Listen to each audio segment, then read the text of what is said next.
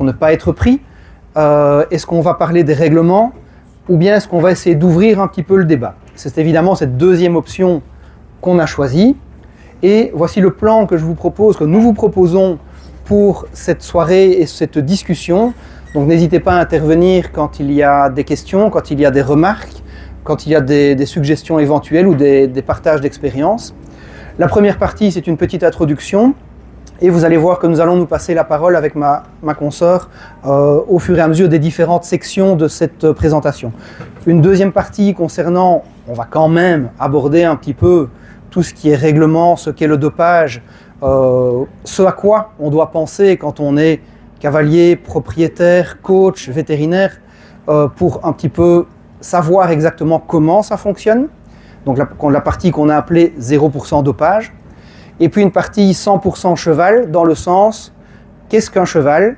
Comment construit-on une carrière? Comment est-ce qu'on peut optimiser, et c'est la dernière partie, les performances du cheval indépendamment du dopage, donc d'autres moyens qui s'offrent à nous en tant que responsables de ces chevaux pour les transformer en chevaux qui sont fit to compete, donc prêts à participer à des compétitions dans des bonnes conditions pour leur santé, pour leur bien-être, et de manière positive, donc la notion d'athlète heureux, de happy athletes.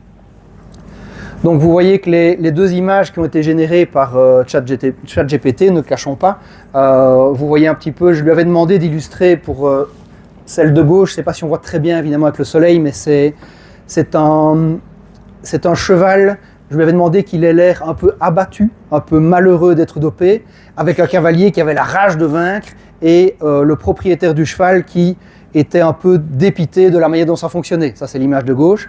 Pour l'image de droite, j'avais essayé de mettre en avant la dynamique positive, toujours vers la victoire néanmoins, avec un propriétaire content de tout l'encadrement du cheval. Et voilà ce que ça m'a suggéré, je trouvais ça pas mal comme petite illustration pour débuter.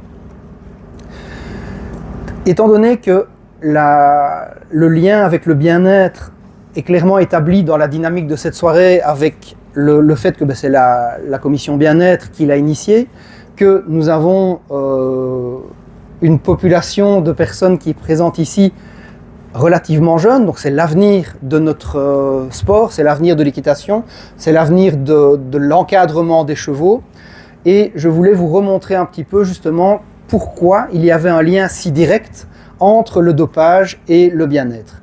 Alors le bien-être, c'est un peu la tarte à la crème parce qu'on en parle tout le temps, partout sur les réseaux, dans les conférences qui se multiplient. Il y a énormément d'attention qui y sont portées. Est-ce que c'est beaucoup? Est-ce que c'est trop? Est-ce que c'est justifié? En fait, il y a cette omniprésence de ce sujet sur tous les canaux de communication.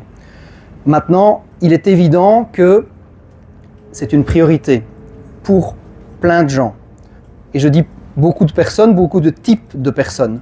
Il y a non seulement les gens qui s'occupent des chevaux, que ce soit les cavaliers, que ce soit les gens qui les élèvent ou les gens qui les entraînent, mais il y a aussi la société en général qui a un œil sur notre activité. Donc, vous savez que les aspects communication pour la société en général, ça passe par les médias classiques, ça passe par les réseaux sociaux, et on se rend compte qu'il y a malheureusement souvent, quand on parle beaucoup des chevaux, c'est un bad buzz. C'est un cas de maltraitance, c'est un cas de doping positif avec annulation des résultats d'un cavalier ou d'une équipe. Et à côté de ça, tout ce qui est positif qui se fait dans notre filière passe un petit peu en deçà. Alors, il y a depuis quelques mois, je dirais, quelque chose au niveau communication qui se tourne un petit peu plus vers le positif malgré tout, pour montrer, on a vu des relais sur les médias classiques comme la RTBF, de résultats de nos équipes, de communication positive au sein des réseaux. À la base, je suis vétérinaire, mais je suis aussi cavalier de dressage amateur. Donc quand on voit des gens comme Justin Verbomen qui viennent de gagner le concours de Aix pour 2 épreuves d'entre elles dans une approche du cheval qui est décrite comme très respectueuse de la manière d'entraîner, de la manière de monter, c'est quelque chose qui doit être mis en avant et qui doit montrer à la société générale, donc l'ensemble du grand public, que ce que nous faisons, nous le faisons bien et que nous avons le droit de le faire. Parce que la question c'est, est-ce qu'on a toujours le droit de monter les chevaux? Est-ce qu'on a toujours le droit de leur demander de sauter telle hauteur, de faire telle reprise de dressage à tel niveau, etc., etc. Quelles contraintes peut-on leur imposer? C'est pour ça que ces attentes, qu'elles soient liées à nous-mêmes dans la filière ou au grand public en général, ces attentes sont exprimées et on doit pouvoir y répondre. Et encore un confrère, le docteur Charles Trollier, qui est suisse, en sachant que la Suisse est fort avancée dans tout ce qui est approche bien-être chez les chevaux, avait cette idée de concept d'équilibre entre les contraintes qu'on occasionne chez les chevaux et les bénéfices qu'ils en retirent. Je prends un exemple simple. Le cheval est fait pour vivre en liberté dans la nature. Demain, vous ouvrez la porte de son box, vous le lâchez. Ça ne va pas bien se passer, évidemment. On lui offre de la sécurité, on lui offre de l'alimentation, on lui offre un abri. Donc c'est évident que l'évolution de la manière de s'occuper des chevaux fait qu'on doit avoir cette notion d'équilibre entre ce qu'on impose aux chevaux et ce qu'on leur rapporte en positif. Donc, très rapidement dans cette introduction, je voulais passer les différents types de personnes qui s'intéressent au bien-être pour montrer justement à quoi ils font attention. Il est évident que le bien-être, c'est toute une série de choses. De la chose la plus évidente, avec des chevaux rachitiques, des chevaux les saisis dans les réseaux sociaux, de chevaux qui sont maltraités, on le voit très fréquemment. Et là, quelque part, il n'y a pas de débat. C'est de la maltraitance, c'est de l'absence de bien-être, c'est une priorité, c'est capital. À côté de ça, il y a toute une série de choses concernant les pratiques d'entraînement. Pas plus tard qu'hier, une sanction record de 15 années d'exclusion a été donnée à un cavalier de dressage suite à des vidéos de maltraitance qui sont apparues. Et quelque part, le message est clair aussi. Il y a là aussi quelque chose à faire, quelque chose que nous devons faire pour nous, pour la filière et pour le grand public. Je vois aussi évidemment que tout ce qui est dopage fait partie justement de ce lien bien-être. Et alors, de manière un petit peu peut-être moins prioritaire, mais néanmoins, on doit l'aborder. J'ai mis ce cheval de manège en bois qui avait à l'époque, je crois qu'il y a plus ou moins un an maintenant, fait la une de certains journaux encore de la presse classique parce qu'une association animaliste trouvait qu'on devait retirer les chevaux de bois des manèges pour éviter que les enfants n'aient une image du cheval qu'on utilise. Donc voilà, c'est des choses de débat qui concernent tout ce qu'on appelle la social license to operate, donc l'autorisation que la société donne aux personnes de faire ce qu'ils font avec les chevaux. En sachant qu'il est évident que quelque part l'animal cheval est un peu un cas particulier par rapport, ce n'est pas vraiment un animal de rente, un animal agricole comme le bovin, mais ce n'est pas non plus vraiment un chien, un chat, un animal de compagnie. On est vraiment dans un statut un petit peu particulier comme ça entre les deux. La FEI avait fait une enquête auprès des différentes personnes sur l'importance du bien-être à ce sujet-là. C'est une enquête qui date maintenant de fin 2022, mais néanmoins, je crois qu'elle est toujours intéressante. Il y avait 28 000 personnes qui avaient répondu, et là-dedans, il y avait des gens qui étaient des officiels de la FEI, des sportifs de la FEI, des propriétaires de chevaux qui tournent en compétition internationale, mais aussi des cavaliers, des propriétaires, des coachs de niveau régional et national, ainsi que des cavaliers de loisirs et quelques vétérinaires qui avaient répondu à ça. Et l'ensemble de ces personnes se sont accordées pour donner des priorités et pour montrer quels sujets les intéressaient et qu'ils montraient qu'ils devaient être écoutés pour notre filière. Le premier, c'est les 23 autres heures. À votre avis, les 23 autres heures, ça fait référence à quoi? Quelqu'un a une idée? Oui? Voilà, les heures où le cavalier ne vient pas classiquement sortir son cheval une heure et le remettre dans le box, quelque part. Donc ces 23 autres heures, qu'est-ce qu'on en fait? À quoi est-ce qu'il doit avoir accès? Comment est-ce qu'il doit bouger? Etc., etc. Ça, c'était la priorité numéro 1. Priorité numéro 2, c'était les méthodes d'entraînement, tout ce qui était matériel, sellerie, bridon, etc., que ce soit adapté par rapport à ce qu'on attend des chevaux, ce qu'on peut leur offrir. Et tout de suite derrière, on avait le cheval qui n'était pas apte à être en compétition, mais qui néanmoins y était, et le fait de masquer les problèmes de santé. Donc clairement, la troisième préoccupation principale de l'ensemble des répondants, c'était cette notion de doping, de dopage. Les autres, il y avait d'autres choses, évidemment, dans les priorités classiques. Alors pourquoi est-ce qu'on veut doper? Pourquoi est-ce qu'on veut doper? Pourquoi est-ce qu'on dope? Pourquoi est-ce qu'il y a des cas positifs? Ça paraît évident, mais... Oui. Pour gagner. Pour essayer de gagner, autre chose? Je trouve qu'il y aura un peu mal pour un peu contourner et qu'il puisse continuer avec un enfant ou pas la proposition. Voilà, donc la réponse, je vais parler un petit peu tout haut ici pour ce que mademoiselle a dit. Donc un cheval qu'il puisse, s'il a un petit peu mal, diminuer le niveau et continuer à travailler, tourner avec un enfant. Voilà, ce sont des choses qu'on va aborder, vous allez le voir dans les discussions de tout à l'heure, et on verra un petit peu à quoi on doit réfléchir. Donc évidemment, le dopage est associé à une notion de performance, qu'elle soit plus dans le sens on continue la carrière du cheval, ou dans le sens d'une amélioration des performances. Alors c'est une réalité, notre sport, quelle que soit la discipline, c'est un sport intense. C'est un sport qui occasionne des contraintes. C'est un sport qui augmente, quelque part, le risque de blessure par rapport à un cheval qui serait simplement en pâture, même si, bien sûr, ils peuvent se blesser en pâture. Mais clairement, le sport est en augmentation des risques chez ces athlètes. Notre mission, quel que soit notre rôle, cavalier, maréchal ferrant, vétérinaire, coach, même propriétaire, c'est de réduire ces risques grâce à toute une série de choses qu'on verra aussi dans la suite de la présentation, mais surtout une meilleure compréhension de ce qu'est le cheval et de comment on peut optimiser ses performances dans le respect de sa nature.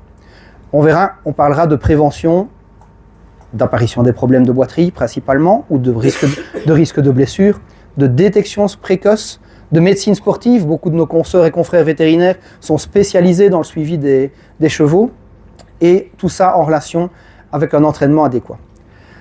Voilà pour la partie introductive. Je vais directement passer la parole à ma consoeur concernant la notion zéro dopage. Donc, je pense, Jean-Philippe, il a bien insisté sur le sujet ce soir. C'est plus la question, qu'est-ce que c'est le dopage? Est-ce qu'on veut faire du dopage? Bien sûr, on ne veut pas faire du dopage. Donc, je pense, la préparation, c'était vraiment la question éthique, mais maintenant on va devoir regarder un tout petit peu le côté technique quand même, et donc je vais essayer de vous expliquer ce que c'est le dopage, et comme Jean-Philippe a déjà dit, ce n'est pas facile du tout.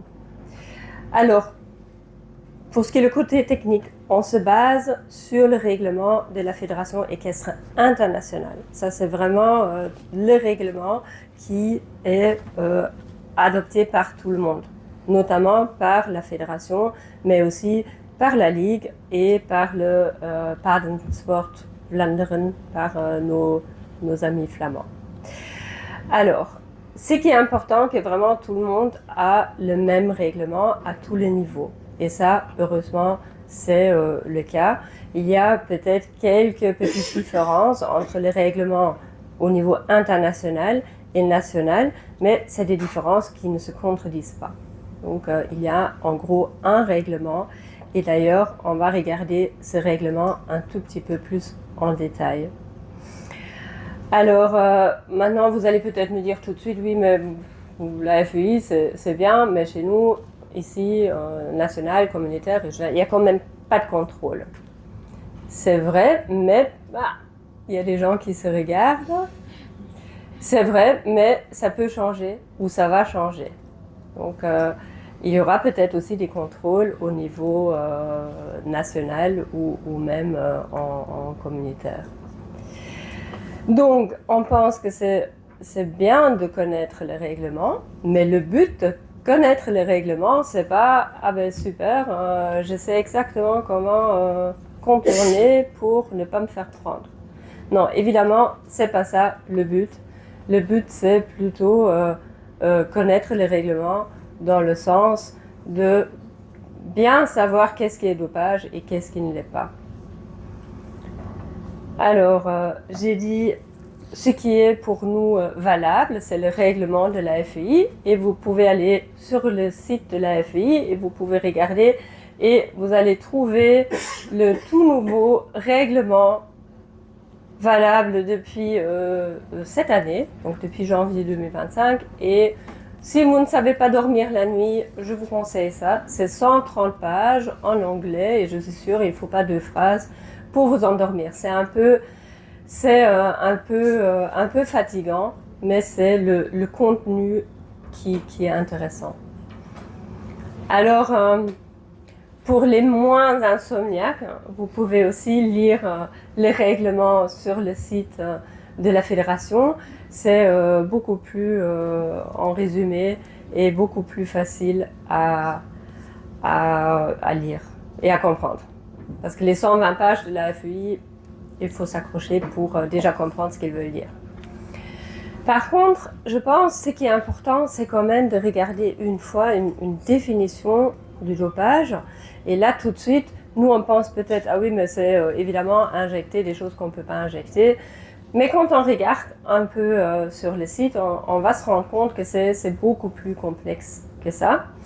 Et donc, on peut lire que le dopage, c'est en fait la survenue d'une ou plusieurs violations des règles d'antidopage énoncées dans les articles 2.1 à 2.11 dans le règlement. Alors, le 2.1, ça c'est vraiment ce que tout le monde a en tête, ce qu'on pense tout de suite quand on entend dopage, c'est la présence d'une substance interdite ou d'une méthode interdite dans le cheval ou avec le cheval. Alors, dans le dopage, on compte aussi qu'il y a peut-être on parle toujours de personnes responsables, parce que ça peut être le cavalier, ça peut être l'entraîneur ou ça peut être le propriétaire. Donc, dans le dopage, on a aussi qu'une personne responsable ne veut pas se laisser contrôler, ne présente pas le cheval dans les règles après l'épreuve. Et donc ça, par exemple, ça compte aussi dans le dopage. Ce qui compte aussi dans le dopage, c'est toute manipulation, toute falsification, évidemment tout ce qu'on peut faire autour pour éventuellement falsifier les résultats. Et la liste est longue, si on regarde à la fin, et ça c'est tout nouveau depuis 2025, c'est maintenant les cavaliers en international, ils ne doivent pas seulement toujours dire à la FEI où ils se trouvent, parce que pour les cavaliers ça existait déjà depuis un certain temps. Maintenant c'est aussi pour les chevaux.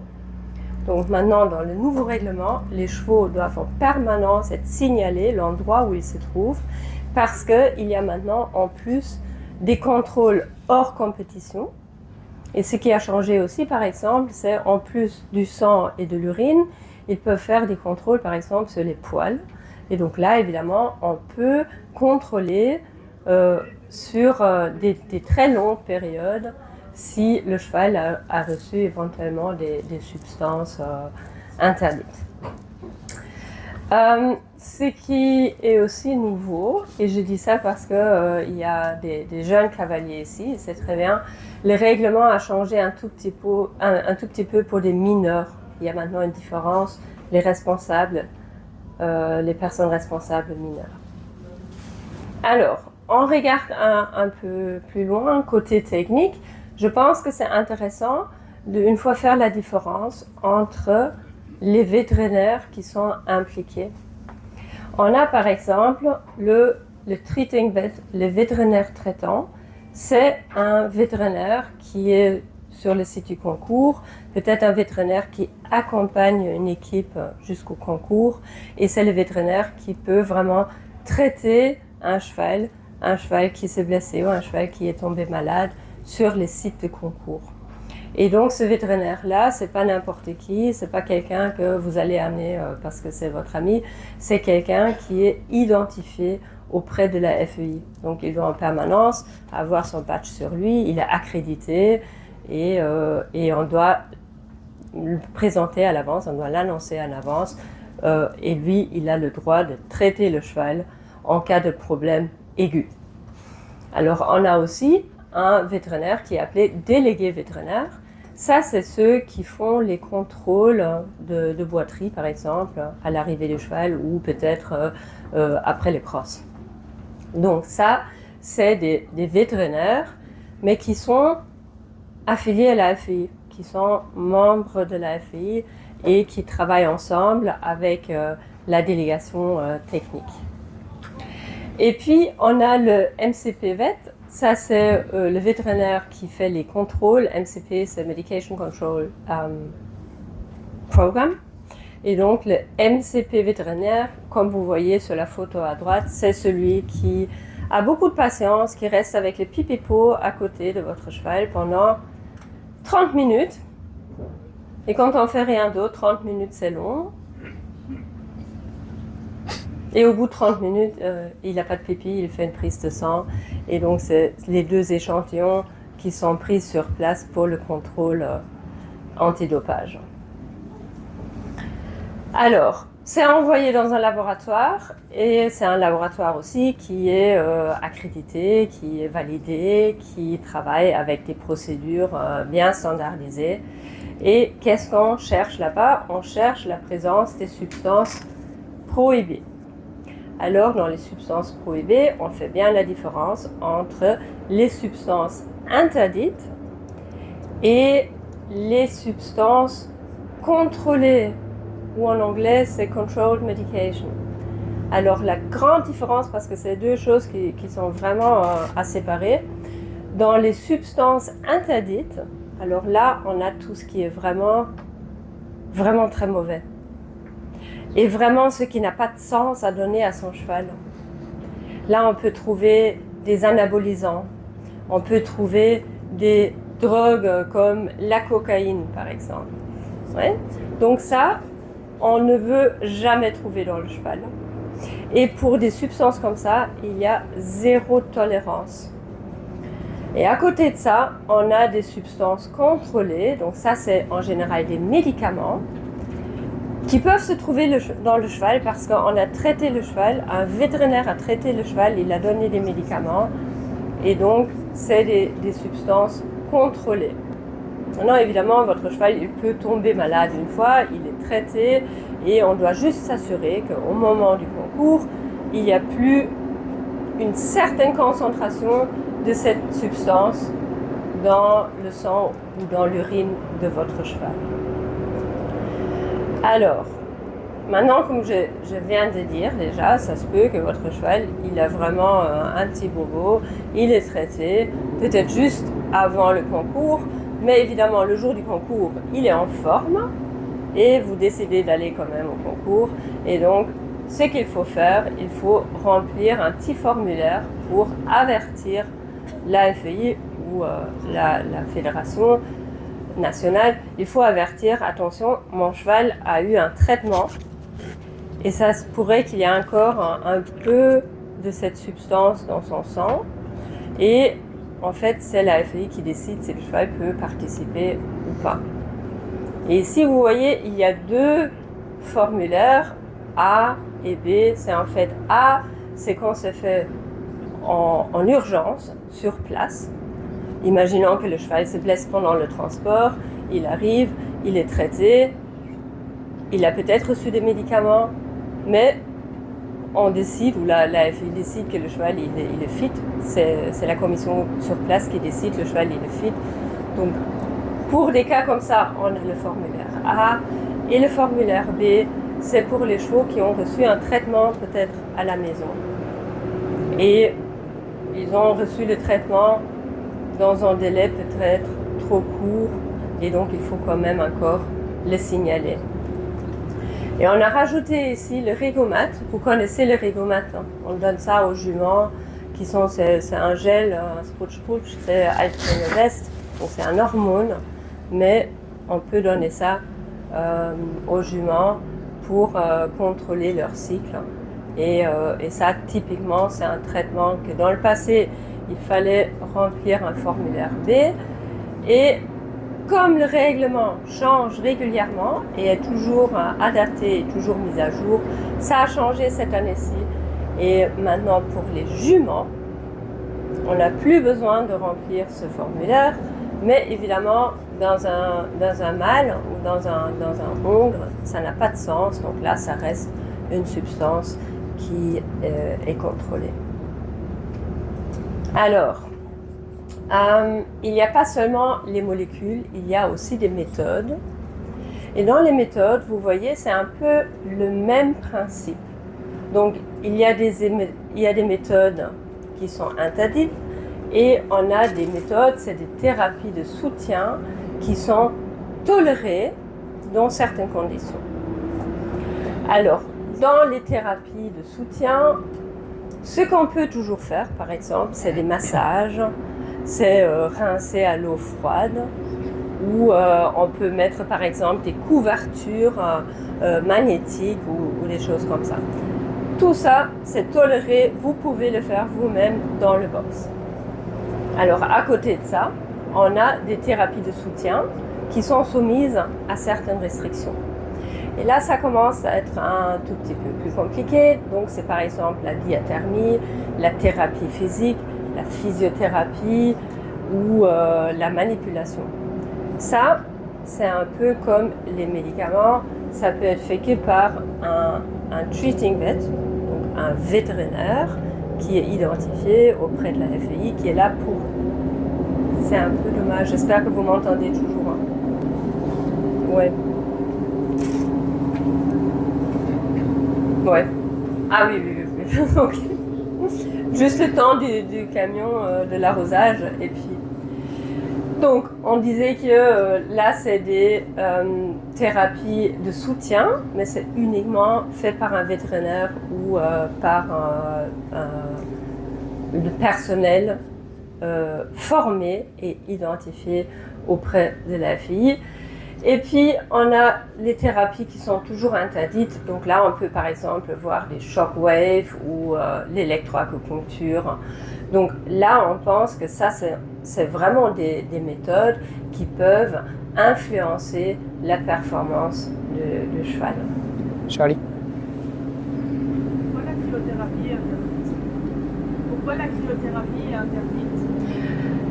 Parce que, en fait, la question c'était pourquoi la cryothérapie est interdite. Alors parce que la cryothérapie, c'est vraiment une méthode qui peut supprimer la douleur. Et donc bien sûr, c'est hors de question, on ne peut pas supprimer la douleur, c'est relativement aigu, mais on pourrait s'imaginer que quelqu'un va faire ça à son cheval pour supprimer une douleur. D'ailleurs, quand on se coinçait le doigt, je ne dis pas quand on se brûlait le doigt, parce que là c'est encore plus logique, mais même quand on s'est coincé le doigt, laisser couler l'eau froide dessus, ça peut déjà faire du bien. Mais chez le dentiste, parfois, avant de faire l'anesthésie, il fait un petit sprutch très très froid sur la gencive, pas sur la dent, sur la gencive, c'est pour qu'on ne sente pas l'aiguille juste après.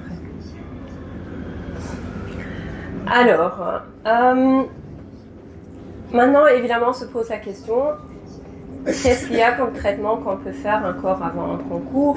Qu'est-ce qu'il y a avec les soins dentaires, avec des soins orthopédiques? Et là, évidemment, comme j'ai déjà dit, le cheval peut avoir besoin des médicaments. Je fais des médicaments pour soigner mon cheval, il en a besoin et ça va lui faire du bien. Et je ne peux pas aller au concours après. Et là, c'est surtout une question de délai. Une question de délai parce que d'un côté, les substances peuvent être détectées, donc pendant un certain temps après l'administration, ce qu'on appelle le temps de détection. Et puis à ça, il faut rajouter encore une petite marge de sécurité.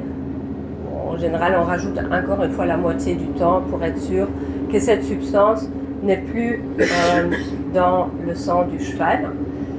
Maintenant, je pense quand même c'est important de se poser la question aussi, si mon cheval était malade, est-ce que je veux aller au concours avec? Pas seulement je veux qu'il soit clean, mais est-ce que moi je pense qu'il est assez fit, qu'il est assez en forme pour aller au concours? Et puis l'autre question qu'on a toujours, c'est les compléments alimentaires, parce que là, je pense que tout le monde se rappelle ce qui est arrivé à Tina Magnus au jeu. Les aliments, on peut lire sur les compléments ou sur les aliments, on peut lire « Ah oui, pas de dopage » ou peut-être même « FEI approved ».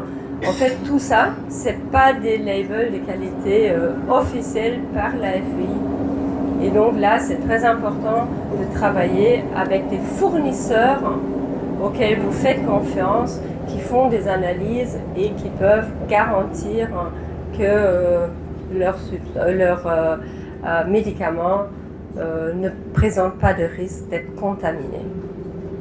Et puis, autre possibilité qu'on a, c'est éventuellement faire des pré-tests. On a maintenant la possibilité d'envoyer des échantillons au laboratoire pour voir si le cheval n'a pas de substance interdites dans le sang.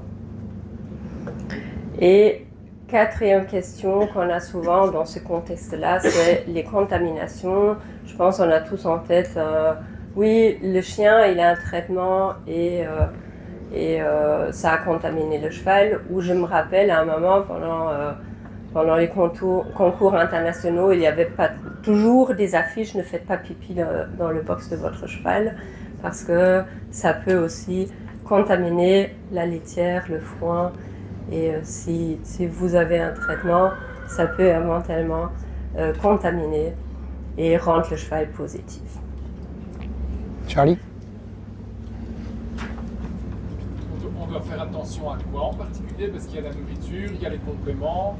Est-ce que les biscuits, on doit y faire attention? Les sprays pour les... Les biscuits, ça dépend. Si c'est des biscuits, si c'est des cookies avec du cannabis, il ne faut pas donner. Il ne faut pas donner. Les sprays pour les bouches, par exemple, et tout ça. Alors, shampoing, il j'ai... y a plein de choses. Oui, il y a plein de choses. Honnêtement, je pense que ça vaut la peine de regarder toujours la liste des substances actives et de vérifier. Donc, je ne vous invite pas à lire les 120 pages du règlement, mais vérifier dans la liste des substances, ça vaut peut-être la peine. C'est très compliqué. Donc, c'est ça, quand on regarde vraiment les noms, parfois ils ont des noms qui sont, je ne suis pas scientifique, Ouais. qui veulent dire la même chose, mais qui sont écrits autrement. Donc, Ouais. il y a des tips and tricks pour regarder si les produits sont autorisés ou pas. Bon, peut-être, pour vous rassurer, tout ce qui est antiparasitaire n'est pas dans la liste des controlled medications. Donc, théoriquement, côté anti-mouche, parce qu'on pourrait s'imaginer que c'est un antiparasitaire qui se trouve là-dedans, des pyrethroïdes par exemple. Théoriquement, il n'y a pas de problème. Mais ça reste une bonne question à se poser, oui. Moi, ce qui m'intéresse, c'est le dépassement du seuil alimentaire. Donc, on peut mettre plusieurs compléments alimentaires et on pourrait éventuellement dépasser un seuil alimentaire. Oui, en fait, je répète juste la question. C'était si on fait un mélange de plusieurs compléments ou on rajoute plusieurs compléments, est-ce qu'on peut éventuellement dépasser le seuil autorisé parce qu'il y a accumulation ou un effet additif? En effet, ça peut arriver. Ça dépend évidemment de la molécule et ça dépend si c'est en dessous ou au-dessus du seuil. Donc encore une fois, je pense que c'est très important d'avoir des compléments de confiance et de bien savoir ce qu'il y a dedans et vérifier soi-même quand on a plusieurs qu'on veut associer. Il y avait encore une question à gauche, Charlie. Imaginons, bon, j'ai pas de groom, mais ma groom tient mon cheval et elle a pris un Dafalgan. Est-ce que si, avec les mains par exemple, est-ce que si le cheval renifle la main, elle donne un bonbon ou un truc comme ça Alors, c'est parce que je connais un tout petit peu la pharmacocinétique du Dafalgan et je pense l'excrétion qu'on a via la peau est minime. Mais par contre, si elle fait pipi dans le box, oui, ça pourrait être dans le cheval. Ouais. Mais pas le contact comme ça, non. Alors, justement, après ça, je voulais revenir un peu sur ce que Jean-Philippe avait dit à l'introduction, parce que le but, c'est pas de maîtriser le règlement pour juste ne pas se faire prendre. Le but, c'est de se poser des questions. Qu'est-ce qu'on veut faire avec notre cheval et qu'est-ce qu'on a le droit de faire avec nos chevaux? Et souvent, j'entends des phrases comme « Ah, t'as déjà soigné ton cheval hein, ?» ou « T'as déjà fait le dos ?» ou la mésothérapie, ou le mien, il saute seulement s'il a eu son traitement, ou j'ai déjà fait l'entretien des jarrets. Et je pense que vous avez tous déjà entendu des phrases comme ça.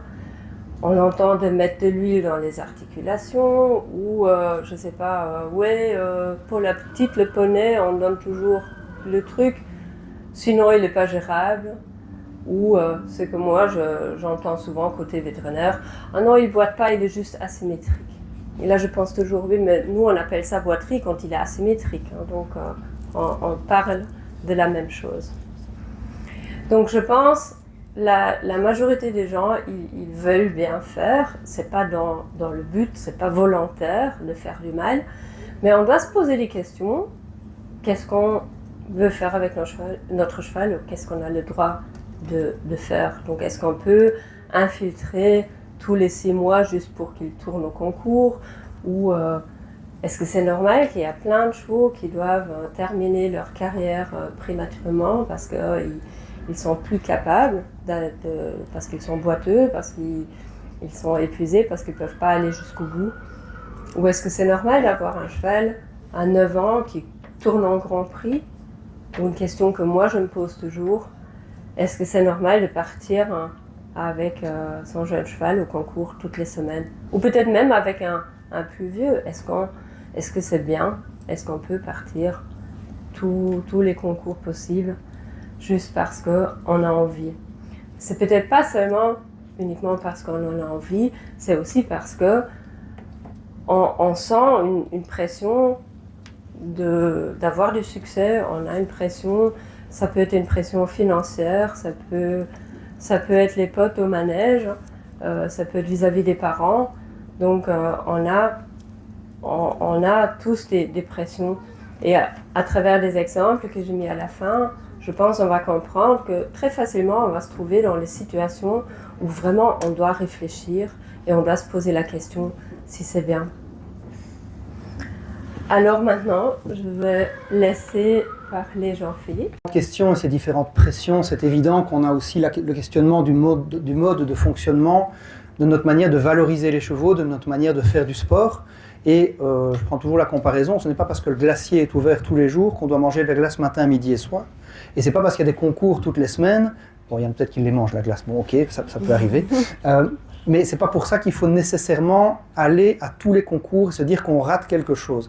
Et quelque part, ce que je voulais vous montrer dans la suite, c'est, on va passer à la thématique 100% cheval, comment est-ce qu'on peut prendre en compte la nature du cheval pour réfléchir à instaurer une carrière dans le long terme, avec des performances, avec des satisfactions pour nous, pour les propriétaires, pour l'éleveur, en essayant de, malgré tout, ne pas dépasser les limites de ce cheval. Alors qu'est-ce que c'est un cheval finalement? Et quand est-ce que par exemple un cheval a fini de grandir? Vous avez une idée? Quand est-ce qu'il est adulte? Oui?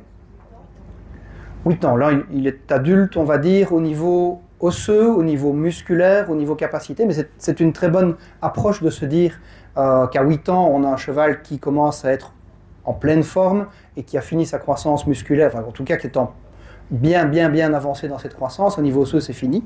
Et maintenant, à partir de quand est-ce qu'on monte les chevaux? Et parfois même un petit peu plus tôt en se disant, il est grand celui-là, je ne vais pas le laisser monter sur la tête, à 2 ans et demi, il va commencer à être monté. Mais je le remets au pré après, ce qu'on ne fait pas toujours, et à 3 ans et demi, il va déjà faire un petit parcours, parce qu'il faut quand même qu'il aille voir un petit peu tout ça à l'extérieur. Donc, clairement, qu'est-ce qu'on fait avec à 3 ans et demi, ça correspond à quoi chez nous, au niveau de l'âge?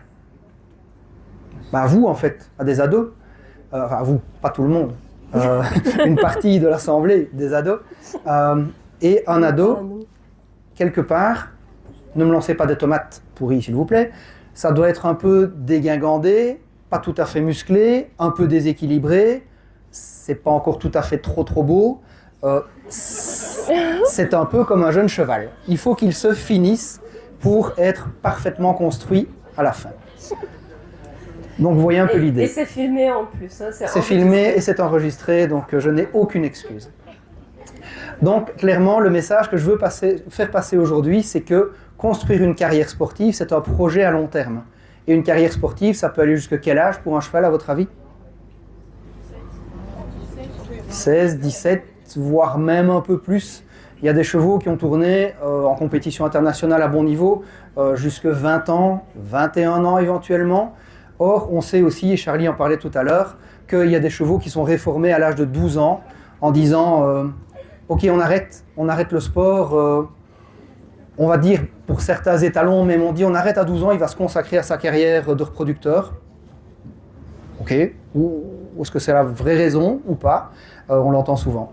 Donc on va parler de conformation à la base, parce que pour pouvoir atteindre ces performances, cette longévité dans les carrières, on a parfois besoin de trop traiter, d'avoir cette injection tous les 6 mois des jarrets. Est-ce qu'on n'aurait pas pu l'éviter? Et qu'est-ce qu'on peut faire depuis le début pour essayer que ce cheval soit utilisé, j'utilise le terme utilisé, je répète exprès, soit en tout cas accompagné dans sa carrière pour qu'elle soit la plus longue et la plus harmonieuse possible, tout en privilégiant les performances. Alors je parle de conformation. Alors quels sont les aspects principaux de la conformation? On regarde déjà au niveau d'un poulain. Un poulain, il a déjà des aplombs qui peuvent être particuliers. Et pour tous ceux qui font un petit peu attention à ce qu'est un cheval et comment il est conformé, comment il est bâti, vous avez déjà tous entendu parler de cagneux, de panard, de varus, de valgus, donc de déformation, de déviation des membres, en sachant qu'une conformation idéale, bien plantée, on va dire pour un cheval, fait que sa longévité sera plus grande qu'un cheval qui a une déviation d'aplomb. Alors cette déviation, tout ça, ce sont des règles générales, il y a bien sûr des exceptions. On va tous connaître un cheval de niveau international avec un pied tout à fait de travers qui a tourné jusqu'à 17 ans, à tout bon niveau, c'est évident. D'une part, ça peut arriver. Certains chevaux sont moins sensibles que d'autres, plus résistants que d'autres, on va voir aussi pourquoi. Et aussi, on ne sait pas derrière ce qui a été fait comme traitement régulier non plus pour que ce cheval continue à tourner jusqu'à ses 17 ans. Au niveau de sa croissance, il y a toute une série de choses qu'on peut envisager. Mais avant de parler de ces éléments-là, tout petit rappel comme à l'école, les articulations, quelque part, c'est quelque chose qui fait très peur à tout le monde.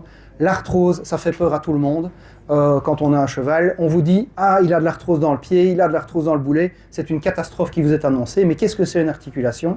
C'est simplement la jonction de deux os qui sont l'un contre l'autre et qui bougent l'un par rapport à l'autre, avec entre eux, en jaune ici sur le dessin, du cartilage articulaire qui sert un peu d'amortissement et de glissement avec du liquide synovial dans l'articulation, qui permet d'avoir vraiment un athlète avec une liberté, une amplitude de mouvement et des capacités un petit peu d'amortissement de ce côté-là aussi. Ce qui est intéressant à savoir dans le cartilage, c'est que c'est un tissu très efficace qui est très spécifique. Il est très spécialisé. Il y a un seul type de cellules qu'on appelle les cellules cartilagineuses, les chondrocytes, et ce sont ces cellules-là qui vont créer l'élastique quelque part qui a tout autour. Vous avez déjà tous mangé des cuisses de poulet, ou en tout cas vu des cuisses de poulet pour les végétariens. Autour, il y a toujours cet aspect blanchâtre comme ça au niveau de l'os. Ça, c'est le cartilage. Et c'est ça qui est, quand on le touche, qui est un petit peu amortissant comme ça. Et ce cartilage, il n'est pas innervé, donc il n'y a pas de nerf qui arrive dedans, et il n'est pas vascularisé, il n'y a pas de vaisseau. Qu'est-ce que ça pourrait vous faire, à quoi ça pourrait vous faire penser qu'il n'y ait pas de nerf, d'abord, et ensuite pas de vaisseau dans le cartilage? Pas de nerf, qu'est-ce que ça cause? Fragile, oui, tout à fait. En fait, qu'est-ce qui fait qu'on sent la douleur? Les nerfs. Donc, les premières atteintes du cartilage ne causent pas de douleur. Ce qui veut dire que les premières étapes de l'arthrose, qui est une destruction du cartilage, en fait, le cheval ne s'en rend pas compte, on ne s'en rend pas compte, le cartilage peut se détruire sans que ça fasse tout de suite mal au cheval. Par contre, l'os, juste en dessous de la partie jaune qu'on voyait, est innervé, il y a des nerfs, et donc quand on arrive à absence de cartilage, que l'os commence à être atteint, là la douleur apparaît, mais on est déjà très loin dans le processus d'arthrose. Alors, pas de vaisseau sanguin. Je vais prendre un exemple, vous vous coupez, vous saignez. À quoi est-ce que ça sert de saigner à part faire des taches sur votre t-shirt blanc? Une idée? En fait, ça apporte plein de facteurs de cicatrisation qui permettent à la peau de se réparer.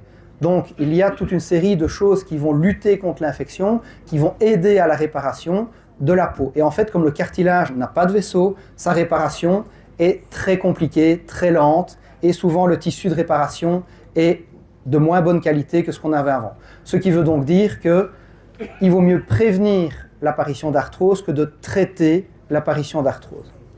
Alors, petite chose aussi, quand un poulain va sortir de sa maman, il va être ce qu'on appellera naïf par rapport à l'environnement.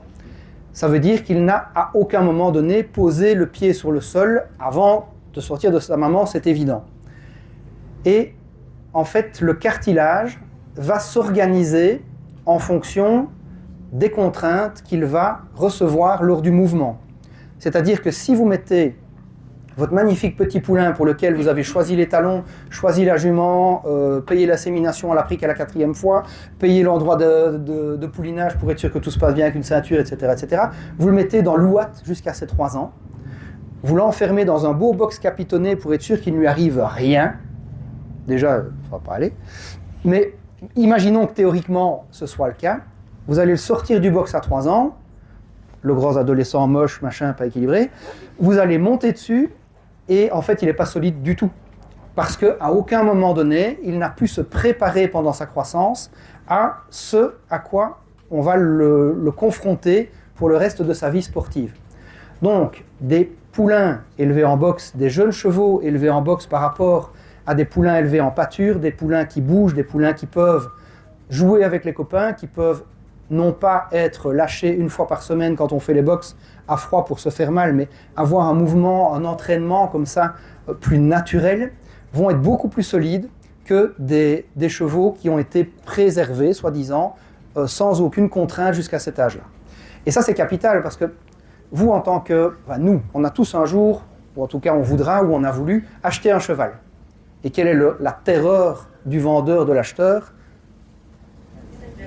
Les radios, la visite d'achat, ce grand méchant loup, qui fait peur à tout le monde, et y compris les vétérinaires qui les font, je vous assure. Maintenant, imaginons ce magnifique poulain de 3 ans, il va avoir des radiographies parfaites, des échographies parfaites, et aucune solidité. Et en fait, on va se retrouver avec l'importance d'avoir fait appel à l'histoire du poulain dans le choix du cheval. Donc, il est important, quand on veut faire une construction de carrière sportive à long terme, dès le départ, dès la naissance, d'être dans les bonnes conditions qui permettent d'augmenter cette solidité du cheval. Ça, c'est pour le cheval en croissance. Début du travail, on l'a vu, il est toujours en croissance, son équilibre va se modifier petit à petit, et clairement, il est un peu handicapé par le fait d'avoir un cavalier sur le dos au début. Il doit récupérer un peu son équilibre. Évidemment, on a des exceptions qui sont très vite équilibrées. L'élevage a fait des bonds en avant dans les qualités des chevaux, que ce soit en jumping avec des chevaux qui sautent très bien, ou des chevaux de dressage qui se déplacent déjà très bien, très en équilibre à 3 ans et demi. Maintenant, est-ce que parce qu'un cheval, quand on lui met la première barre, il saute déjà très bien avec une magnifique technique, est-ce qu'il est prêt à sauter si fréquemment? Non. Je vois des hochements de tête dans le sens de non, évidemment. En fait, le cheval, il a la technique de le faire. C'est pas pour ça que physiquement, il est prêt à encaisser les chocs qui vont avec ce que la nature lui a donné comme don. Donc, cet aspect est important à prendre en considération en sachant qu'un cheval n'est pas l'autre. Il y a aussi des chevaux qui vont rester dans un équilibre sur l'avant-main jusqu'à 4 ans, 5 ans, 6 ans même, avant de se rééquilibrer petit à petit par la croissance et le travail progressif qu'on a mis dedans, alors que d'autres seront plus précoces et si on doit vraiment individualiser les attentes qu'on a par rapport à ces chevaux-là. Alors, évidemment, parlons ici des épreuves jeunes chevaux, il y a une attente de la part de l'éleveur, une attente de la part de l'acheteur, que parce qu'un cheval a 5 ans, il soit prêt à faire le niveau 5 ans. En fait, c'est pas possible. Vu la variation qu'on a dans les différents individus, une partie sera prête à le faire, l'autre partie sera plus tardive. On connaît tous des chevaux tardifs, mais c'est super important de leur laisser la chance de terminer leur préparation, leur croissance, leur solidification avant de leur imposer des choses qui risquent de les blesser. Quand on est sur le cheval adulte, je reviens, c'est juste ici une petite illustration du fait qu'il y a des concours toutes les semaines. Alors, dans ma jeunesse, en tant que vieux, il y avait un repos pendant la saison hivernale. Donc, il y avait la saison de concours, et puis les chevaux pouvaient un peu se reposer. C'était pas idéal, mais à un moment donné, ils s'arrêtaient. Ici, vous allez sauter à Lyre, vous allez sauter où vous voulez, vous allez sauter en hivernal ici, vous pouvez aller toutes les semaines en concours toute l'année. Ce qui veut dire que le cheval n'arrête jamais. Il n'est pas prêt, n'importe quel cheval, aucun cheval, quelque part, ne peut aller en concours toutes les semaines sans conséquence. On doit vraiment réfléchir à un déroulement de saison avec des objectifs, les construire, augmenter sa préparation en fonction d'une échéance. On va dire, voilà, j'ai le championnat de Belgique de concours complet à telle date, je dis n'importe quoi, en septembre, je crois qu'il est plus tôt, mais enfin bon, on va dire en septembre. Eh bien, il y a quelques événements progressifs préparatoires pour que le cheval soit prêt à un moment donné pour cette échéance particulière. L'impact, on peut néanmoins se dire qu'il est plus important suivant les disciplines. Évidemment, un cheval d'endurance qui fait des compétitions de niveau international, vous avez une idée de la distance maximale qu'un cheval d'endurance peut parcourir en une journée? Ça va jusqu'à 160 km la même journée. Donc il est évident que ce cheval-là ne va pas pouvoir faire une compétition de 160 km tous les 15 jours. Donc, et en concours complet, pareil, on a des événements qui demandent 3 disciplines, 3 épreuves, avec des demandes importantes sur le cross, et on a quelque part un impact de la discipline aussi sur la réflexion qu'on doit avoir pour choisir la gestion de la saison sportive de son cheval. À côté de ça, il y a aussi, en tant que vétérinaire, beaucoup de choses qu'on voit apparaître comme étant des boiteries qui sont directement reliées à des erreurs de notre part en tant que cavalier. Il y a des choses qu'on ne connaît pas au début. Clairement, mon premier cheval, je l'ai foutu en l'air. J'ai fait ce qu'il ne fallait pas. À 3 ans et demi, elle était sur l'avant-main, j'ai monté un peu trop. J'avais pas le niveau d'équitation qu'il fallait pour un 3 ans et demi. Elle a eu de l'arthrose juvénile, donc très jeune, dans les membres antérieurs. Elle était foutue. Est-ce qu'elle l'aurait eu, pas eu, je ne sais pas, mais en tout cas, j'ai pas fait ce qu'il fallait. Et ça m'a fait réfléchir à l'importance de connaître comment l'animal fonctionne, comment on doit progresser dans les attentes, dans son écolage, dans son endurcissement par rapport au sport. Et il y a aussi un aspect plus équitation qu'on doit prendre en compte. Chaque cheval est asymétrique, chaque cavalier est asymétrique. Et moi, je connais, parce qu'en endurance, il y a des cavaliers qui font ces longues distances. Et une cavalière m'a dit un jour, en fait, mon cheval ne galope que sur un pied. Ok, mais pourquoi? Oh, parce qu'elle n'aime pas. D'accord. Enfin, d'accord, mais non, mais pas d'accord, évidemment. À partir du moment où on ne travaille pas la symétrie du cheval, la symétrie du mouvement, et donc la symétrie de l'amortissement des contraintes qu'on lui impose, on se retrouve avec un cheval qui petit à petit se tord, devient asymétrique, et on conduit à une musculature asymétrique qui conduit à l'apparition de faiblesse et de boiterie. Évidemment, ça dépend du tact de chacun, ce sont des choses qui s'apprennent, c'est quelque chose qui doit être accompagné quand on est jeune. C'est pour ça que vous avez, pour les équicadets qui sont ici, la chance d'avoir un projet qui vous accompagne dans cette gestion et qui peut vous apporter des choses positives de ce côté-là. Concernant l'apprentissage du cavalier, c'est une chose, mais concernant l'apprentissage du cheval, c'en est une autre. Et là, je voudrais attirer votre attention sur l'apprentissage du mouvement. En fait, si nous, on va sauter une marche, la première fois, on va sauter... qu'à moi, je ne suis pas très doué, pas très sportif, je vais atterrir lourdement derrière la marche et je vais réceptionner quelque chose que je n'aurais pas anticipé. La deuxième fois, je vais faire un petit peu attention, je vais anticiper mon mouvement et je vais amortir un petit peu mieux. Le cheval, c'est pareil, il doit apprendre, je prends l'exemple des sauts, à gymnastiquer sa technique, à gymnastiquer ses sauts sur des petites hauteurs pour comprendre comment se coordonner. Et la coordination fait partie de l'amortissement, de la prévention des lésions. Donc je reviens au jeune cheval qui sait sauter parce que c'est dans ses gènes et que l'élevage a fait que ça devient un cheval qui a une technique innée, donc quelque chose qui est dans lui dès le départ. Il va néanmoins devoir apprendre à avoir son équilibre, avoir sa réception, amortir son mouvement à la réception, et ce genre de choses ne peut se faire que en répétant les choses et en préparant le cheval progressivement. Alors, petit rappel anatomique. Comment est-ce que le cheval peut décider de fléchir son sabot? Comment est-ce qu'il peut plier son sabot? Qu'est-ce qui fait qu'il plie à la base? Qu'est-ce qui crée le fait que le cheval, peut, quand il vous donne le pied, il peut plier le sabot? Muscle, tendon, ouais. Articulation, donc l'articulation permet ce fléchissement, mais en fait, ce qu'on voit, je vais me bouger, c'est que tout au-dessus du membre, on a les muscles. Et les muscles en rouge décident, en se contractant, par l'intermédiaire du tendon, de mobiliser l'os qui est tout en bas. Ce qui veut dire qu'on a quelque chose de continu, muscle, tendon, os, qui doit s'évaluer comme étant un tout. Et pourquoi? Parce que on sait que les tendons, c'est élastique. Mais en fait, l'élasticité principale du mouvement ne vient pas du tendon majoritairement, mais plutôt du muscle. Parce que c'est le muscle qui peut se contracter, s'étirer, principalement dans cette unité muscle-tendon-os, qui permet d'amortir le mouvement et de limiter les chocs au niveau des tendons des articulations. Je m'explique. Pourquoi est-ce qu'on vous fait échauffer un cheval au début? Ou pourquoi est-ce qu'on vous dit un cheval qui est fatigué risque plus de se blesser? C'est simplement parce que le muscle, quand il n'est pas échauffé, il est tout raide, ou quand il est très fatigué, il redevient tout raide, et donc il n'a plus cette capacité d'amortissement qui fait que, si ce n'est plus le muscle qui prend l'amortissement et l'élasticité, c'est le tendon qui encaisse, et vous avez tous entendu parler déjà de banane au niveau des tendons, de claquage, et en fait c'est dans ce cadre-là que ça apparaît, c'est quand, à un moment donné, on a atteint la capacité maximale d'étirement du tendon, parce que on a dépassé les capacités du cheval. Donc là, on était sur tout ce qui était nature du cheval. Est-ce que vous avez des questions sur cette partie-là? Ou des remarques? Parce que bien sûr, ce n'est pas parce qu'on fait attention au cheval qu'on ne doit pas avoir, qu'on ne peut pas avoir des ambitions sportives, des ambitions importantes.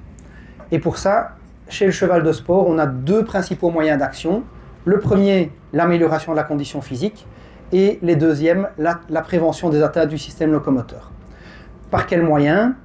En ayant ce tact individuel, le recours à un vétérinaire traitant qui vous permet d'évaluer le cheval régulièrement, discussion avec cavalier, entraîneur, maréchal, etc. Je repasse la parole à Charlotte Sandersen pour tout ce qui est conditions physiques. Oui, merci. Je pense qu'on a déjà vu un tout petit peu la préparation côté locomoteur et maintenant plutôt cardiovasculaire. Parce que quand on va faire du sport, on va à la salle de musculation, c'est pour faire des muscles, mais c'est aussi pour faire du cardio. Et donc ici, je vais parler de cette petite partie cardio. Parce que j'ai eu de la chance d'avoir une doctorante, elle a fait une thèse de doctorat sur la médecine sportive du cheval, et durant cette période, elle a suivi tous les chevaux de l'équipe nationale en Allemagne, et elle a couru après tous les chevaux, à chaque entraînement, à chaque concours, pour avoir des prises de sang, pour récolter énormément d'informations. Et avec tout ça, on se rend compte qu'un cheval, il peut être soit pas assez préparé ou il peut être même trop préparé. Et donc, s'il n'est pas assez préparé, il risque de se blesser au concours. Si vous faites toujours un peu mollo à la maison pour le garder top au point pour le concours, vous vous trompez, en fait, il va faire le même effort à la maison qu'au concours. Et on peut aussi avoir un peu le scénario contraire. Le cheval, il peut être trop entraîné, et là c'est plus une question métabolique. Là, soudainement, il va basculer dans une phase de contre-performance où il ne sait plus assez performer. Donc c'est très important que le cheval soit vraiment préparé de façon optimale au niveau cardiovasculaire pour ne pas se blesser au niveau de locomoteur. Donc c'est ça le lien entre nous. Alors, qu'est-ce qu'on peut faire? On peut faire des tests à l'effort. Donc, on va faire un effort standardisé. Donc là, on connaît exactement l'effort que le cheval va faire et on fait des prélèvements et on mesure la vitesse, on mesure la fréquence cardiaque et on fait des mini prises de sang juste pour mesurer un tout petit peu le lactate. Et le lactate, en fait, c'est un métabolite, c'est une substance dans le sang qui augmente dans le sang s'il n'y a pas assez d'oxygène pour vraiment faire fonctionner les muscles. Et donc avec ces trois paramètres-là, on peut vraiment déterminer l'état de fitness du cheval et on peut vraiment intensifier ou éventuellement même diminuer un peu de l'entraînement pour avoir vraiment l'entraînement parfait pour le cheval. On revient, mais très rapidement, parce que l'heure avance et je pense qu'on doit avancer dans le timing. Voilà. Sur l'aspect locomoteur, juste pour vous dire que maintenant, il y a toute une série de nouveaux outils qui nous aident à comprendre comment ça fonctionne. Vous savez que tout ce qui est aplomb, ferrage, parage est capital pour un cheval, qu'il soit jeune ou cheval de sport, dans l'idée d'équilibrer les pressions de manière harmonieuse de part et d'autre du pied. Donc comme nous, on ne court pas avec des sabots en bois, on doit courir éventuellement avec quelque chose qui correspond à des baskets pour le cheval. On parle aussi beaucoup de pieds nus. Alors ça dépend des conditions, ça dépend des chevaux, ça dépend du sol, ça dépend d'énormément de choses. Les deux peuvent convenir à différents types de chevaux, pieds nus, pieds ferrés. Ce n'est pas du tout le débat d'aujourd'hui, mais ça veut dire que par contre, le parage et optimiser le parage en fonction de chaque cheval et chaque conformation est important. 90% des chevaux vont répondre à un parage classique et des règles générales, et il y a 10% de chevaux qui sont faits un peu différemment, pour lesquels on a besoin d'outils supplémentaires, comme des protocoles d'aplomb que le vétérinaire peut faire, voir à la radiographie comment les pressions sont réparties.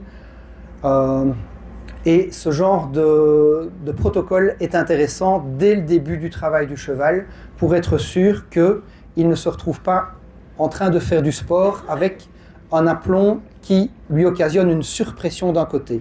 Alors c'est comme nous, on va courir avec une talonnette à l'extérieur de notre pied, on va faire 100 mètres, on va faire 200 mètres, il n'y aura pas de problème, on va les faire. Puis à un moment donné, on va avoir des compensations, des douleurs qui vont apparaître d'un côté ou de l'autre, et petit à petit, on va déformer notre manière de déplacer. On va créer des lésions qu'on n'aurait pas eues si on avait eu un aplomb correct à la base. On a aussi toute une série de nouveaux outils en plus de ces protocoles d'aplomb qui permettent d'analyser le déplacement des chevaux et d'attirer l'attention sur les toutes premières asymétries. Bien sûr, quand on a un cheval asymétrique, c'est la définition même d'une boiterie, comme Charlie le disait tout à l'heure. L'œil humain, on peut l'exercer, on peut ressentir les choses, on peut voir les choses. Si tout le monde n'a pas la capacité de s'exercer ou d'avoir cette finesse dès le début, donc on a aussi d'autres outils qui nous permettent de nous aider pour mesurer ça. Ici, c'était simplement une analyse de vidéo. Il n'y a plus besoin de mettre des marqueurs, des capteurs sur le cheval. L'analyse simple de la vidéo permet de déterminer l'asymétrie de membres antérieurs, membres postérieurs. C'est une application qui est disponible pour les vétérinaires de base, mais qu'ils peuvent transmettre un accès au cavalier ou au propriétaire qui filme le cheval, et l'analyse revient directement chez le vétérinaire, où il peut un petit peu attirer l'attention sur les problèmes, de manière à avoir un signal vert régulier. Donc on parle là clairement de cette approche de suivi régulier, de faire un check-up régulier, de ressentir au quotidien comment ça se passe, et de vraiment être sûr qu'au premier signal, on essaie de comprendre ce qui se passe chez le cheval. Donc pour conclure un petit peu sur cette partie optimisation des performances, on a clairement cette notion de travail d'équipe. Le maréchal doit, ou la personne qui va parer les chevaux, qui va les ferrer, doit pouvoir discuter avec le vétérinaire, avec le ressenti du cavalier, avec le coach, avec l'ensemble des gens qui sont autour du cheval. Bien sûr, ce n'est pas toujours évident, la communication, c'est comme dans tout groupe de personnes, mais c'est quelque chose qui, dans les équipes qui fonctionnent, on se rend compte que c'est les meilleurs communicants. On a énormément d'aspects qui peuvent influencer la santé de l'appareil locomoteur et la performance, que ce soit le parage, la condition physique, que ce soit le suivi qu'on met autour du cheval régulier. Charlie l'a dit, on a des moyens d'évaluer la condition physique pour voir si le cheval est prêt à aller participer à un événement. Je pense ici à une course d'endurance. Le cheval va peut-être faire les 120 km, et s'il n'était pas prêt, peut-être que ce sera sa dernière, parce qu'en fait, il va griller toutes ses réserves, il va brûler ses muscles. C'est un peu général comme terme, mais il va pouvoir avoir des inflammations au niveau des muscles, et peut-être qu'un jour, il va avoir des conséquences, parce qu'il n'était pas prêt, qui vont handicaper le reste de sa carrière sportive. On a les moyens maintenant d'optimiser la locomotion, de suivre l'évolution de la condition physique, pour limiter petit à petit le recours à des traitements et faire appel plutôt à de la prévention et de l'optimisation, dans le but d'avoir cette longévité sportive qu'on aime tous avoir, parce qu'il n'y a rien de plus frustrant finalement que d'avoir un top cheval qui est en pleine forme à 11 ans, on l'a dressé, il est compétitif, tout se passe bien, on a vraiment une entente avec lui, et pas de bol, ça n'a duré que 2 ans. C'est quand même particulièrement frustrant, et il y a moyen de faire autrement. Donc, en conclusion de cette partie, je mettais que toute la science et la médecine ne pourront pas et ne devront pas contrecarrer les conséquences des erreurs, des utilisations excessives que nous faisons de nos chevaux, et qui ne respectent pas les qualités et les limites de chaque cheval et de son niveau de préparation. Il est évident qu'on ne peut pas attendre la même chose de chacun des chevaux. On doit essayer de comprendre un petit peu, on ne peut pas faire exactement la même chose que le voisin, mais on peut tous leur proposer un suivi qui respecte le rythme et ses besoins naturels dans le but de vraiment prolonger cet aspect sportif dans le respect de son bien-être et dans l'optimisation des performances. Est-ce que vous avez des questions, des remarques sur cette partie ici avant qu'on passe à une partie un peu différente? Non? Parfait, on continue. Trois cas. Le premier, c'est le cas de Polly. Polly, c'est une ponette, elle a plus ou moins 23 ans, on ne sait pas trop, mais elle est là depuis toujours, et elle a déjà mis des générations de jeunes cavaliers en selle, et elle fait ça très très bien, et elle boite un tout petit peu, pas trop, juste un peu, de temps en temps, depuis 1 an ou 2, et puis on appelle le vétérinaire, et il fait un traitement, et on la met un peu au repos, et puis c'est reparti, et les enfants l'aiment vraiment bien, et quand on laisse choisir les enfants, le poney, tout le monde veut Polly, et nous on l'aime bien aussi, et on pense maintenant peut-être ça ne peut pas toujours continuer comme ça. Alors qu'est-ce qu'on fait avec Polly? Qu'est-ce que vous avez envie de faire avec elle? On la met en prairie, non? Pré-traite. Préforme, mais je suis d'accord avec nous. Maintenant, pensez, on est là, mois d'août, il y a encore des stages. Je peux encore l'utiliser jusqu'à la fin de la saison, non? Non? 2 semaines. Juste les stages qui sont... Non? Et je dis quoi aux enfants? Rentrez chez vous? Oui. D'accord. Bien, hein? Franchement bien, parce que là, moi, je pensais, bon, ben, on le fait depuis 2 ans, pourquoi pas 2 semaines en plus? Mais c'est très bien, c'est très bien. Mais vous voyez que c'est peut-être pas toujours aussi facile de décider. Alors, mon deuxième cas, c'est un cheval de dressage. C'est en fait un cheval qualifié. Bon, j'ai fait ça déjà une fois, c'était avant les Jeux Olympiques. On s'imagine maintenant un autre grand championnat. Et ce cheval, il est qualifié avec son cavalier et c'est pour l'équipe du Vatican. C'est un truc absolument incroyable. Le monde entier en parle. Il est qualifié pour... c'est Justin Verbomen, mais encore 1000 fois mieux. Et donc ce cheval, il a 17 ans. Et il va super bien, sauf... il s'est quand même blessé une fois et depuis, il va un tout petit peu moins bien. Le vétérinaire l'a traité une fois avec une injection dans l'articulation. Et depuis, ça va. Depuis, ça va. Et même maintenant, la FEI nous donne la possibilité de tester le cheval avant d'aller au concours. Parce qu'on n'a pas envie de tricher, hein. On n'a vraiment pas envie de tricher. On n'a pas envie, il faut que ça soit 100% juste. Et donc, on calcule la dernière injection. On connaît le temps de détection. On rajoute encore quelques jours en plus. Et puis, on teste avant d'aller au concours. Et le cheval est clean. Alors, c'est pas du dopage. Mais non, si on regarde le règlement, en effet, c'est pas du dopage. Mais, est-ce que c'est bien? Est-ce que c'est bon? Est-ce que c'est juste? Est-ce qu'on a le droit de faire ça? Et encore, moi, je pense, ce cheval, il fait encore, bon, ici c'était les Jeux Olympiques, mais imaginons, il fait encore le grand championnat une fois, et après, les 10 ans après, il broute avec ses potes en prairie, et il a des carottes et des caresses tous les jours. Est-ce que je peux pas demander qu'il fasse encore ce dernier petit effort? C'est un problème de conscience. C'est un souci de conscience. Ça dépend de chacun de sa vie. C'est sûr que ça dépend des gens. Il y a des gens qui vont Justement, oui, c'est justement ça. Et c'est aussi un peu propre à chacun parce que les gens vont s'afficher, vont travailler sur mais ils vont se réafficher. Soit le palinage à un cheval, et à côté de ça, il y a des gens qui vont plus s'écouter, et plus écouter ce que le cheval a à raconter. C'est très très juste. Je vais peut-être le répéter pour tout le monde. En fait, c'est une question de conscience et c'est propre à chacun de connaître les limites. Et l'argument qu'on entend souvent, mais moi quand j'ai mal au dos, je me lève quand même et je vais quand même aller travailler. Mais moi j'ai choisi et le cheval, il choisit peut-être pas. Mais c'est vrai, c'est vraiment une question de conscience. Et je pense qu'il y avait une question juste à côté, non? Alors, délimiter un âge pour les chevaux, là.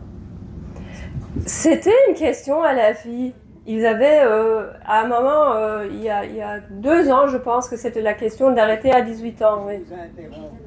Il y a des chevaux à 10 ans, ils sont pris. Ah oui. Ah oui, ah oui. Mais oui, Alors, où est la limite, où est la balance, où est le règlement? tout à fait. C'est justement une question. Mais encore une fois, être homme de cheval, c'est pas donné à tout le monde. Hein. Mais non.